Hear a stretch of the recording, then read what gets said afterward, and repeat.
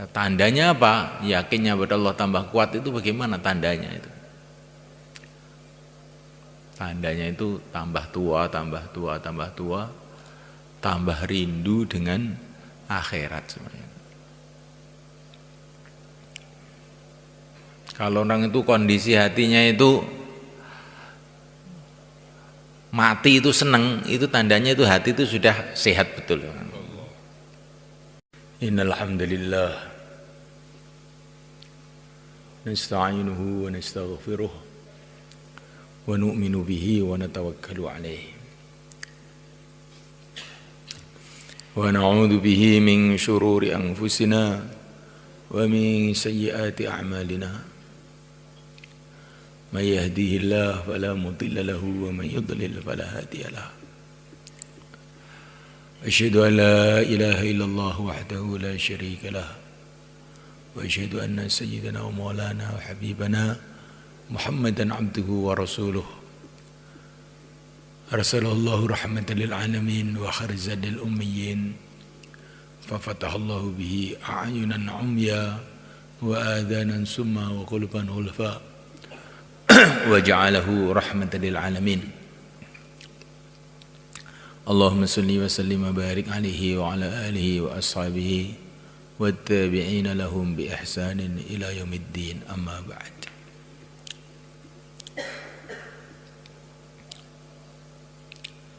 Hadirin muliakan,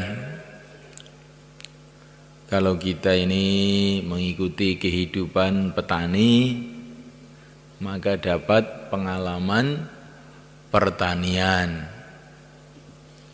Allah akan tampakkan manfaat-manfaat pertanian. Sehingga tambah hari kita ini tambah senang dan tambah yakin dengan pertanian. Kalau seseorang itu sibuk di dalam perdagangan, begitu juga, maka dia akan dapat pengalaman-pengalaman perdagangan. Allah SWT akan tampakkan kepada dia manfaat-manfaat perdagangan, sehingga tambah hari tambah suweneng dengan dagang, tambah yakin dengan perdagangan, sehingga pikirannya kalau saya dagang maka saya akan bahagia, akan sukses. Tapi kalau saya tidak dagang, hancurlah saya. Begitu juga orang yang sibuk dalam politik, cari jabatan, maka nanti dia akan dapat pengalaman-pengalaman kelezatan jabatan itu, sehingga tambah hari tambah senang dengan jabatan itu. Kalau saya tidak jadi bupati, hancur saya. Nah, mulaikan Allah Ta'ala, lah kalau orang itu sibuk di dalam agama, di dalam jalannya Rasulullah SAW, maka nanti Allah akan tampakkan barokah-barokahnya agama itu.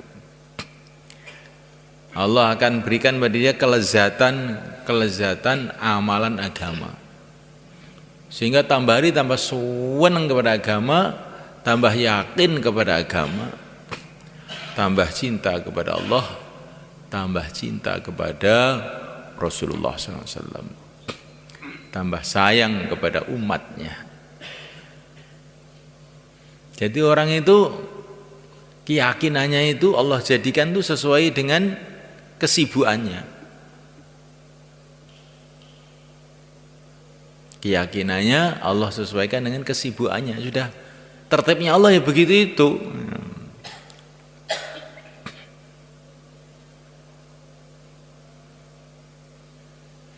Mulaikan Allah Ta'ala, kalau orang itu sibuk, sampai ini urusan agama ya, nanti sibuk di pondok gitu, itu nanti ya Allah tampakkan manfaatnya pondok, sehingga tambah seneng, tambah yakin dengan pondok itu.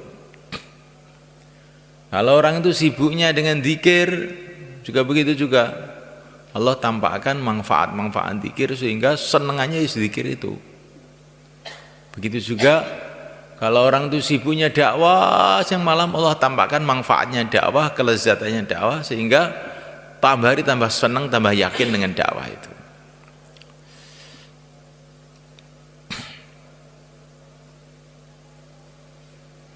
Lah kalau orang itu sibuk dengan seluruh amalan Rasulullah, ya dakwahnya, ya ngajinya, ya zikirnya, ya akhlaknya, maka nanti dia dapat pengalaman lengkap. Ibaratnya orang makan itu komplit, bumbunya itu komplit.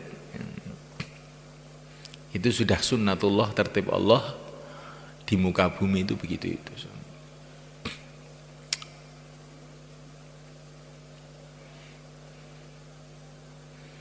Maka kita ini duduk di sini ini adalah usaha bagaimana kita ini sibuk dalam agama, sibuk di dalam kerjanya Rasulullah SAW. Maka dengan itulah nanti Allah akan tampakkan, nggak tahu apa itu. Nah, setiap orang itu beda-beda. Barokahnya agama itu Allah akan tampakkan sehingga tambah senang dengan agama, tambah cinta pada agama, yakinnya kepada Allah tambah kuat. Tandanya apa? Yakinnya kepada Allah tambah kuat itu bagaimana tandanya itu? Tandanya itu tambah tua, tambah tua, tambah tua, tambah rindu dengan akhirat sebenarnya. Kalau orang itu kondisi hatinya itu mati itu seneng, itu tandanya itu hati itu sudah sehat betul.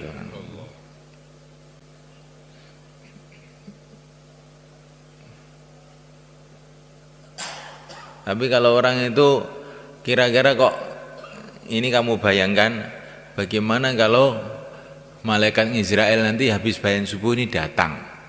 Kok kita ini hatinya masih keberatan, berarti hati kita belum sehat itu, masih sakit. Walaupun baru keluar 4 bulan, ini masih sakit itu. Perlu keluar lagi. Belum sembuh. Ya berarti kita ini penyakitan semua gitu, Pak. Loh, pakai roh mulai biyen. Ya. Kita ini penyakitan tapi tidak terasa karena sudah stroke. Orang stroke itu dijiwit nggak terasa, dipendung nggak terasa, memang sudah saking nemennya itu, ya. Perasaannya juga sudah hampir jadi wali, tapi ternyata itu sebetulnya masih penyakitan.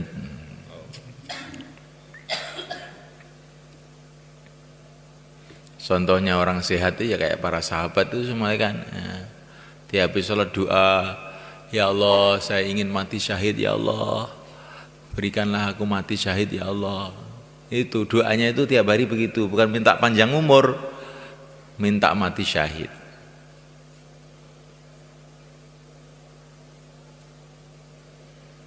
Sayyidina Umar ketika haji terakhir semula kan melihat orang Islam itu banyak, penuh Arafah, penuh Mekah, penuh Mina, penuh. Maka beliau itu menangis. Ya Allah, ini rakyat saya itu sudah begitu banyak. Sudah begitu banyak. Ya Allah, ambillah nyawa saya ini sebelum saya itu jadi tua, jadi lemah sehingga nanti saya tidak mampu untuk ngurus rakyat ini. Sehingga saya mati dalam keadaan tidak menunaikan kewajiban, sudah lama. Matikan sekarang saja ya Allah. Kan aneh kan? Ini padahal penguasa paling besar seluruh dunia, ya. Melihat rakyatnya begitu banyak, negaranya begitu besar, malah pengen mati. Khawatir nanti kalau terlalu tua nanti nggak bisa ngurus. Ini orang yang hatinya sehat tuh begitu itu. Sayyidina Utsman radhiyallahu ta'ala anhu kan ketika beliau mau dibunuh oleh penjahat-penjahat itu. Maka beliau ini duduk membaca Quran itu ngeliep, ngantuk sebentar, tiba-tiba mimpi jumpa Rasulullah. Sayyidina Utsman itu, waktu itu Sayyidina Utsman sedang puasa. Maka Rasulullah itu bilang, Utsman, bukan Utsman Sarwol ini, Sayyidina Utsman, kamu ingin saya doakan supaya Allah jaga kamu sehingga musuh-musuh kamu dihancurkan oleh Allah? Apa kamu ingin berbuka puasa bersama saya di surga? Katanya Rasulullah itu begitu dalam mimpi itu. Maka Sayyidina Utsman itu bilang, ya Rasulullah, saya ingin berbuka dengan Tuhan saja. Maka pas menjelang maghrib itu beliau wafat.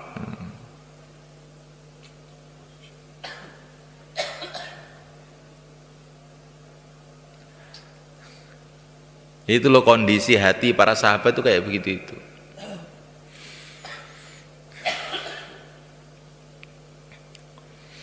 Sayyidah Fatimah radhiyallahu taala anha kan ketika Rasulullah itu sakit, maka beliau itu sedih, nangis. Kemudian dibisiki sama Rasulullah. Tiba-tiba malah tertawa. Setelah Rasulullah wafat, ditanya oleh Sayyidah Aisyah, kamu itu kok tahu-tahu tertawa itu bagaimana tuh ceritanya itu? Saya itu dibisiki sama Rasulullah, saya itu akan mati dalam sakit saya ini, maka saya nangis. Kemudian Rasulullah bilang, keluarga saya yang pertama kali akan nyusul saya kamu, maka saya tertawa. Di sahabat itu kalau dikasih tahu kamu akan segera mati, itu malah seneng ndang ketemu Rasulullah gitu. Bagaimana teman-teman? Kita sudah begitu itu belum? Hampir teman-teman ya. Pokoknya kalau belum begitu itu belum benar. Ini masalahnya ini. Bukan iya atau tidak. Pokoknya kalau belum begitu itu enggak benar. Katanya mudzakarah 6 sifat itu belum, ternyata itu. Ada sahabat dikirim untuk keluar, namanya ini amirnya namanya Unes. Siapa namanya? Unes. Dan jamaah ini sukses. Pokoknya sukses, tugasnya enggak usah saya ceritakan, pokoknya sukses jamaah ini. Setelah pulang,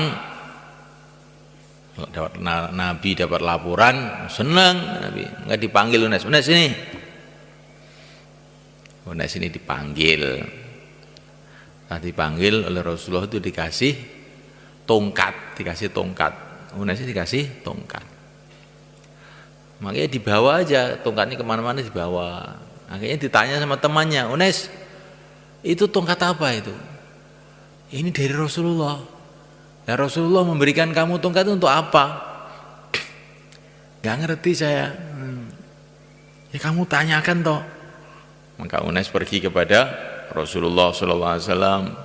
Ya Rasulullah, engkau memberi tongkat ini untuk apa ini? Ini sebagai tanda nanti di padang mahsyar kalau saya mencari kamu tuh mudah. Karena di padang mahsyar tuh jarang orang yang pakai tongkat. Nah, kamu pakai tongkat nanti biar nyarinya mudah. Oh begitu.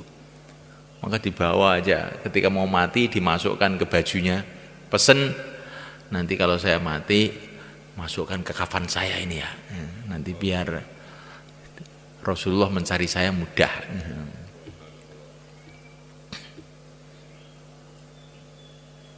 Ini sahabat kan ya. Ya supaya kita ini nanti di padang mahsyar itu dicari Rasulullah itu mudah, gimana caranya? Kita nggak dikasih tongkat sama Rasulullah gimana nanti? Kalau hilang bagaimana nanti? Nah, ini semuanya kan caranya adalah kita berpegang dengan sunnah. Insyaallah malaikan. Karena orang itu kalau berpegang dengan sunnah, dengan kecintaan yang benar pada Rasulullah, nanti Rasulullah nggak usah nyari. Kita akan didekatkan oleh Allah dengan Rasulullah. Insyaallah malaikan. Banyak baca selawat. Nah, banyak baca selawat. Orang yang paling banyak baca selawat nanti orang yang paling dekat dengan Rasulullah. Dan juga malaikat Allah Ta'ala dijaga wudhu. Rasulullah itu mencari umatnya itu diantaranya itu karena Rasulullah melihat ada bekas-bekas wudhu, wajahnya bercahaya, tangannya bercahaya kalau wudhu yang sempurna. Insyaallah malaikat. Satu hari Sayyidah Aisyah radhiyallahu ta'ala tanya kepada Rasulullah. Inilah pertanyaannya para sahabat ini supaya kamu renungi. Ya Rasulullah, nanti di padang mahsyar kalau saya ingin mencari Tuhan kemana katanya. Siti Aisyah itu tanyanya begitu. Kalau istri kita tanya pada kita kemana, gimana kira-kira? Neng terangkil apa neng nusupan apa neng diyun nanti nggih. Tapi ini Siti Aisyah itu tanya tidak begitu. Nanti di padang mahsyar kalau saya ingin menemui Tuhan di mana? Nah. Oh, saya itu di padang mahsyar tidak akan lepas dari 3 tempat. Kamu cari saya di Telaga Kautsar. Kalau enggak ada nanti kamu cari di mizannya, tempat timbangan amal. Kalau enggak ada kamu lihat di Sirat. Saya mesti di situ itu. Nanti ketemu kamu. Masya Allah. Semoga kita ketemu juga. Insyaallah malaikat. Ini cerita akhirat ceritanya. Allah.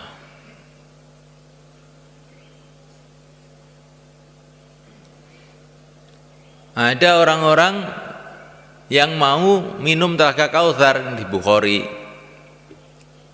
tapi oleh malaikat itu dihalau, pergi, jangan minum. Maka Rasulullah bilang, nah ini umatku juga enggak boleh minum, gimana toh? Ya Rasulullah, itu umatmu tapi ghayyaru wa badalu, mereka sudah berubah, nggak ikut sunnahmu lagi, nggak boleh minum. Oh ya wes, suhkon wes, kon golek ngombe dhewe nang kono ning tranggil kono, gak sana Telaga Kautsar. Goceki sunah nih Bang, insyaallah nggih. Insyaallah. Jadi semulaikan Allah Ta'ala, kita ini mau ke akhirat dan tidak ada jalan untuk keselamatan di akhirat itu selain jalannya Rasulullah SAW. Nah, supaya kita ini bisa berjalan di jalannya Rasulullah itu bagaimana? Qul hadhihi sabili ad'u ilallah. Jalannya Rasulullah itu pertama kali kita ini harus ambil keputusan dakwah jalan hidup kita. Insyaallah malaikat. Karena jalannya Rasulullah itu dakwah. Kalau kita ini tidak dakwah berarti kita ini tidak ikut jalannya Rasulullah. Nah kalau nggak ikut jalannya Rasulullah bagaimana mau ketemu Rasulullah itu bagaimana? Jalannya nggak sama. Rasulullah ke Timur, kita ke Terangkil, gimana bisa ketemu?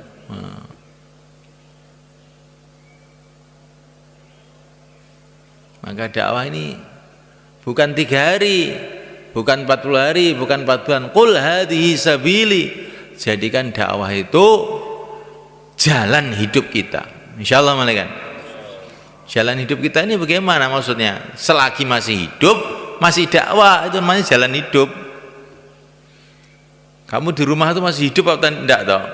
Oh masih, ya kamu dakwah di rumah. Nanti kalau ketemu anaknya, ketemu istrinya, dakwah. Kita di dunia kumpul ini, nanti di akhirat bisa kumpul apa tidak ya.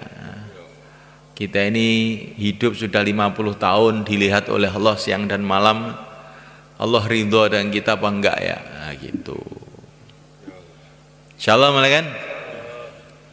Di sawah dakwah, di ladang dakwah, di pabrik dakwah, di masjid dakwah, di mana saja dakwah, itu namanya dakwah jalan hidup.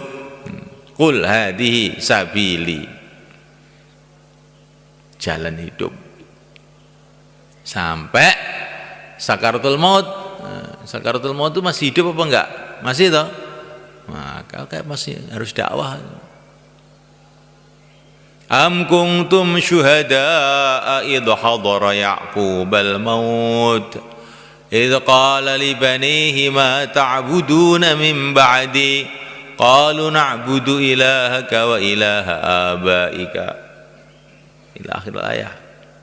Nabi Yakub ketika mau meninggal sakaratul maut, kumpulkan anak-anaknya. Nah, nanti kalau saya sudah mati, yang kamu sembah siapa? Bukannya kamu makan apa? Nah, nanti kalau saya sudah mati, yang kamu makan apa? Maka itu sawah terangkil untuk kamu ya. Kalau rumah untuk adiknya, rumah itu ini adalah untuk ragil, yang ini untuk barep. Nabi Yakub tidak tanya apa yang akan dimakan anaknya, karena orang itu selagi masih hidup nanti kalau lapar cari makan sendiri, nggak usah dipikir teman-teman itu, dipikir dikit aja. Selagi masih hidup, luwe kok golek mangan dhewe, nggak usah dipikirin teman-teman. Yang dipikirkan, hei anakku, kalau nanti saya mati, yang kamu sembah siapa?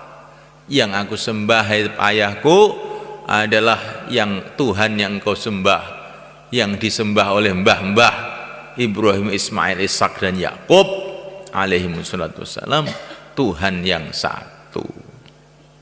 Insyaallah nanti kita rencanakan kalau kita mati begitu, insyaallah ya. Pelajaran mati. Nanti kumpulkan anaknya, ya kita geledak begitu, anaknya kumpulkan. Ada apa Pak ini? Mau belajaran mati. Nanti kalau saya mati, kamu masih terus dakwah apa enggak? Nah, oh insya Allah Pak, begitu Bapak mati saya akan keluar 4 bulan semua. Betul? Hari ini saya mau mati, ayo keluar semua. Insya Allah malaikat. Ya itu mati benar semuanya kan. Itu mesti akan kita jalani, kita harus punya rencana itu. Kita punya rencana mau mantu, mau nyunat nih, mau bangun rumah, mau beli ini, mau beli itu, bangun ini. Tapi rencana mau mati itu loh kok nggak ada, itu bagaimana? Ya Allah.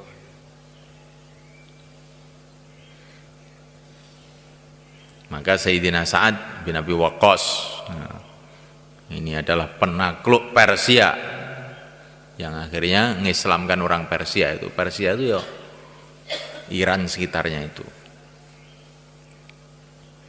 Beliau ini punya kotak sebenarnya kan. Kotaknya isinya baju yang sudah kumal begitu. Kotaknya saat itu bajunya sudah kumal gitu, ada di situ. Maka ditanya oleh orang, ini apa ini baju kumal disimpan ini? Ini dulu baju yang saya gunakan untuk jihad di Badar bersama Rasulullah.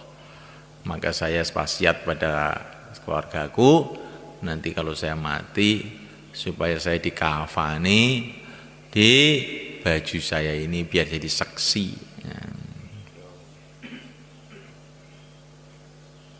Maulana Zakaria rahimahullah, Maulana Zakaria yang nulis buku taklim kan,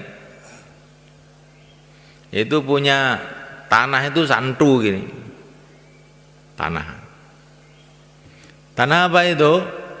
Setiap beliau keluar itu debu-debu yang ada di kakinya itu beliau kumpulkan jadi tanah. Terus beliau pesan wasiat, nanti kalau saya mati sewaktu-waktu, tanah ini kamu masukkan di air yang untuk memandikan saya, biar nggak kena api neraka nanti.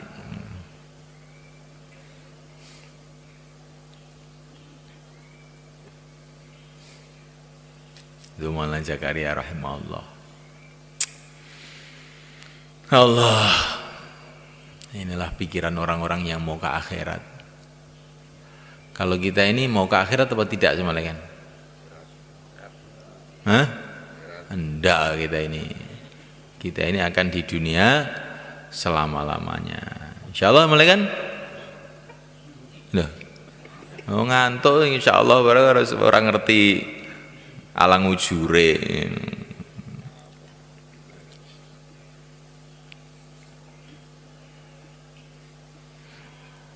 Jadi mulai kan kalau kita ini mau ikut Rasul itu syaratnya itu dakwah ini harus hidup betul dalam hati kita. Setelah itu taklim. Nah, taklim itu. Karena kalau kita ini tidak taklim, berarti nggak dapat nasihat Rasulullah, nggak dapat nasihat para sahabat. Nah, akhirnya kita ini ucul kayak ini, wedus ucul. Nah, wedus ini ucul akhirnya hilang, ngebyong tandurane wong, gitu. Mungkin uga terus laku-laku tuwabrak motor, plindes sepur, gitu. Nyapa?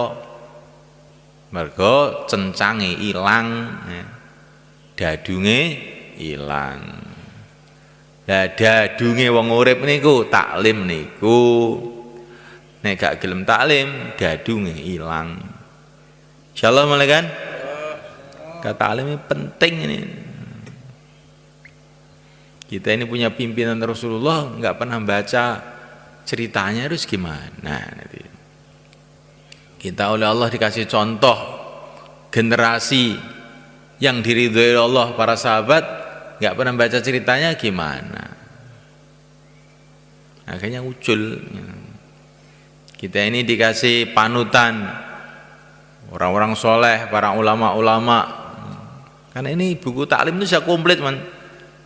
Quran ada, hadis Nabi ada, cerita sahabat ada, cerita wali-wali ada. Ini sudah komplit. Harus ada ini semuanya ini. Quran itu harus kamu baca. Nah, ini kitabullah, surat Allah kepada kamu. Kirimi surat sama Allah nggak dibaca itu bagaimana? Hadis harus ada karena ini nasihat Rasulullah. Kisah sahabat harus ada karena mereka ini orang yang telah mengamalkan agama sempurna. Cerita orang-orang setelahnya, cerita para wali, cerita orang-orang soleh harus ada supaya kita ada semangat. Ternyata orang itu walaupun nggak ketemu Rasulullah itu ya bisa tuh jadi baik itu ternyata itu. Nah, gitu. Nah, itu dalam buku taklim ditulis Maulana Zakaria itu sudah komplit. Kita baca tiap hari paling sedikit setengah jam, insyaallah. Itu penting malah kan.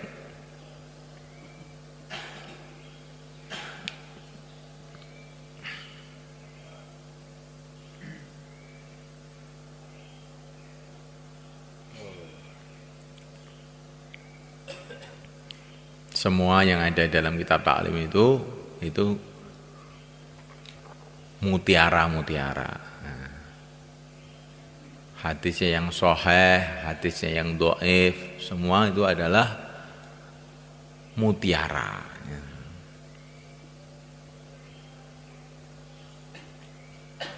Kalau hadis dhaif itu bukan berarti tidak diterima begitu sebenarnya kan? Tidak. Ya.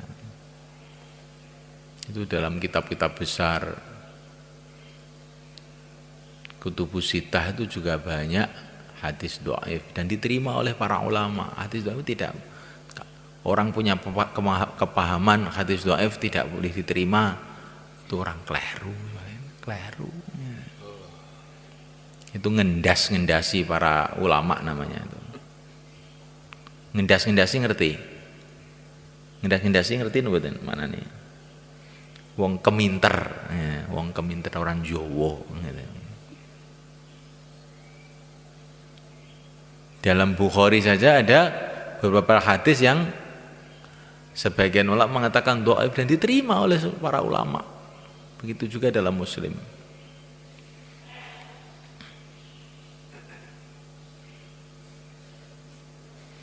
Hadisnya sudah sahih, kadang-kadang pemahamannya tidak sahih. Maka Allah Subhanahu wa taala itu menjadikan nabi kita ini nabi terakhir, enggak ada nabi lagi. Tapi oleh Allah Subhanahu wa taala dijamin umatnya akan ada terus yang meneruskan perjuangan beliau. Qurannya kekal terus sampai kiamat. Hadis juga akan kekal sampai kiamat. Yang kekal bukan hanya hadisnya saja. Allah menjamin yahmilu hadzal ilma min kulli khalafin uduluhu yungfuna anhu takhrifal jahilin wa intihalal mubtilin ila akhir hadis. Jadi Allah itu akan senantiasa membangkitkan orang yang meluruskan pemahaman mengenai agama, itu akan ada terus. Quran enggak rubah, hadis enggak rubah, tapi pemahamannya itu kadang-kadang nyeleweng. Maka itu ada jamaah Saudi dulu datang ke sini. Jamaah Saudi, dia melihat di Masjid Timur itu kan ada kuburannya. Dia bilang, masjid kok ada kuburannya? Ya kenapa? Ini enggak boleh, ada hadisnya. Ini sahih hadisnya. Hadisnya sahih, saya bilang itu. Tapi pemahamannya keliru. Keliru bagaimana?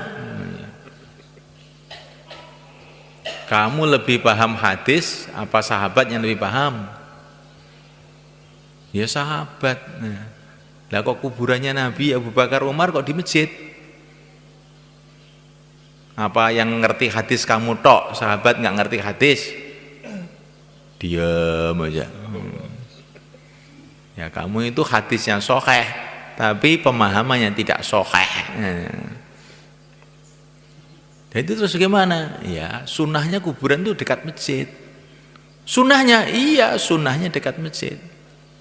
Seperti para sahabat itu. Ya inilah ini apa yang dipahami sahabat itu harus lebih kita dahulukan daripada apa yang dipahami siapa saja. Karena dia ini murid pertamanya Nabi lah malaikat. Mesti lebih paham toh. Ada orang itu kalau Ramadan itu mesti rame. Tarawih 11 apa tarawih 20 itu mesti gue geran. Hadisnya sahih ini 11. Jadi kalau Sayyidina Umar 20, jangan bilang begitu. Kamu tuh pinter kamu apa pinter Umar tuh jadi. Oh, kurang ajar kamu itu. Sayyidina Umar itu loh dengan seluruh sahabat semuanya itu tarawih 20.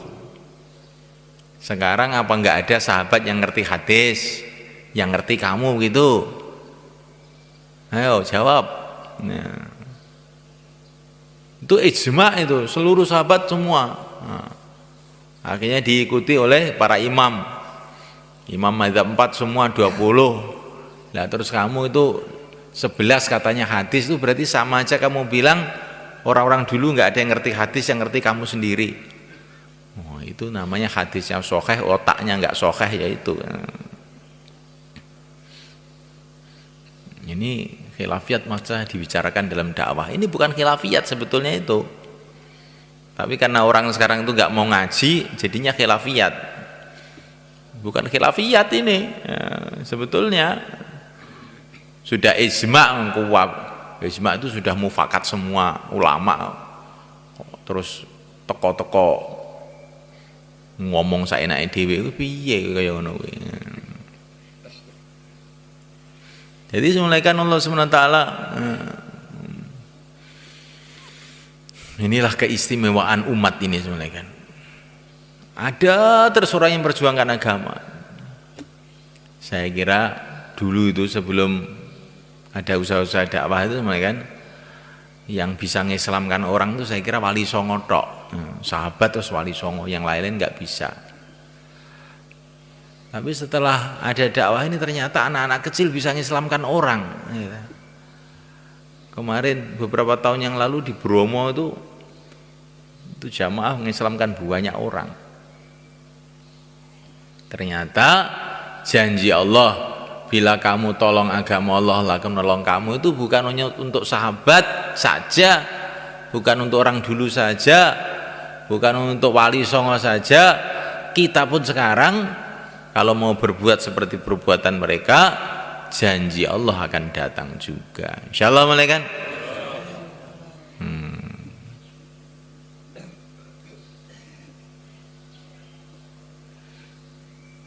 Ini bayan subuh, ini bayan khilafiyat nih ya, nggih.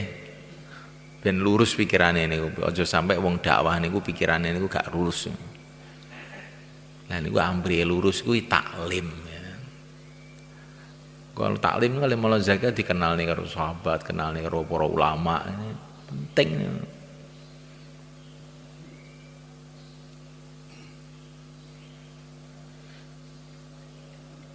Jadi agama itu harus ikut orang-orang yang paham tuh. Insyaallah mulai kan. Imam Bukhari itu orang yang pakarnya hadis nomor 1 seluruh dunia itu. Tapi beliau ini nggak berani kasih fatwa ini halal haram, nggak berani. Itu bagiannya Imam Syafi'i, bukan bagian saya. Saya itu bagian nyatet, saya ini bagian ngeriwayatkan saja. Tapi ini yang menyimpulkan Imam Syafi'i sana loh. Imam Abu Hanifah sana. Ya, sekarang itu tahu hadis 5 itu aja sudah fatwa anjing halal loh. Dilungkas apa nah yang syarat halal nih? Ya. Baikun halal sesuai. Ya ini semuanya kan kita ini harus mengikuti orang-orang dulu dalam agama. Kalau dunia semuanya kan mobil mana itu yang paling baik, yang paling baru, ya nggak semuanya kan? Kalau agama yang paling baik, yang paling kuno. Karena agama itu seperti air mengalir itu, yang masih dekat sumber itu masih bersih. Nanti kan sudah bawah sana itu kena larangan, kena taek, kena opo. Gimana? Jadi kalau agama itu kita cari yang paling kuno. Kalau mobil yang terbaru 2013 itu biasanya sih paling apik. Karena apa semuanya kan? Kalau urusan dunia itu berkembang menurut penelitian manusia, ya tambah hari tambah berkembang. Kalau agama itu tidak. Yang dulu masih dekat dengan Nabi, dekat para sahabat, itulah yang masih bersih. Ini kita ikut orang dulu, dakwah ya ikut orang-orang dulu, taklim ya taklimnya orang-orang dulu, ilmunya orang dulu, ibadah ya ibadahnya orang-orang dulu. Insyaallah malaikat. Maka nanti itu murni bersih. Dakwah orang dulu itu bagaimana? Supaya kita ini tambah balik pada orang dulu itu, kita bentuk jamaah-jamaah jalan kaki. Insyaallah malaikat. Nah, jamaah jalan kaki itu jamaah yang paling mirip dengan orang-orang dulu. Sebenarnya naik kuda juga bagus. Naik kuda kamu nggak bisa nanti malah ceblok, repot ngelan. Ya. Kiyoran duwe jaran. Ya. Nah, sing paling penak niku jalan kaki. Nek kaki rak sedaya gadah Bang nggih. Kabeh duwe sikil kabeh karek mlaku ae wis penak. Kejaba sing mboten gadah sikil niku nggih. Tumpakne apa kono. Jamaah jalan kaki ini penting malaikat, biar kita ini ingat Nabi jalan kaki, para sahabat jalan kaki. Jalan kaki kok bisa menyebarkan agama seluruh dunia. Kita ini punya pesawat, punya mobil, kok malah nggak bisa kemana-mana. Kan aneh malah kan. Semut jalan kaki. Di Mekah ada semut, di Madinah ada semut, di Temboro ada semut, di Amerika ada semut. Ya nggak malah kan? Menunjukkan jalan kaki lebih cepat daripada pesawat terbang. Insyaallah. Nyatanya semut itu jalan kaki, nggak ada yang naik pesawat itu. Kemana-mana ada semut. Di mana ada gula, di situ ada semut. Temboro nggak ada pesawat terbang, semut ada. Di Geni Langit sana tempatnya Pak Arifin, ya nggak ada pesawat terbang, ini semut ada. Itu barokahnya jalan kaki. Fa'tabiru ya ulil absar. Allah tuh menjadikan keadaan-keadaan ini supaya kita ambil pelajaran. Jadi jamaah yang tercepat tuh jamaah semut, jamaah jalan kaki. Insyaallah malaikat. Nah, kita bentuk jamaah jalan kaki sebanyak-banyaknya. Maka di Quran ada surat semut supaya kita ini kayak semut. Dan semut itu jarang tidur. Kamu pernah melihat semut tidur? Namanya semut itu jalan ya. Dan kalau ketemu temannya tuk gitu, salaman. Itu semut itu begitu itu.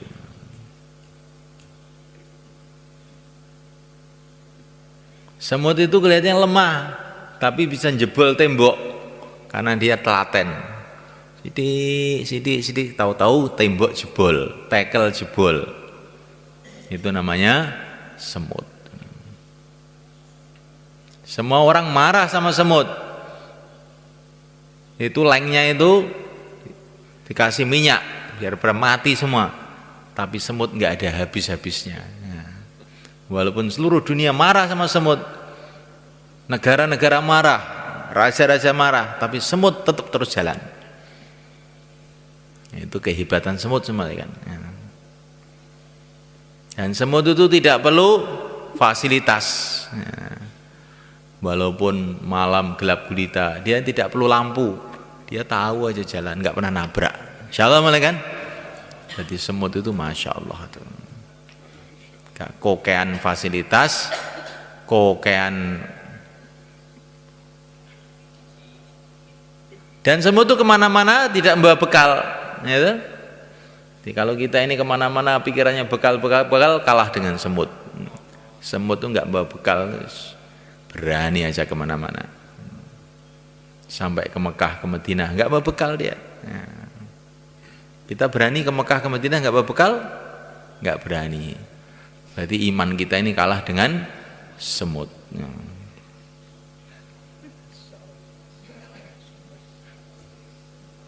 Terus ini Mak Maruf, bener mbak ini. Ben sampai niku melek teman lo asli dene niku, ben melek nih asli niki. Saat ini gawe jamaah semut, nggih. 4 bulan 40 hari, silakan berdiri ke selatan. Monggo.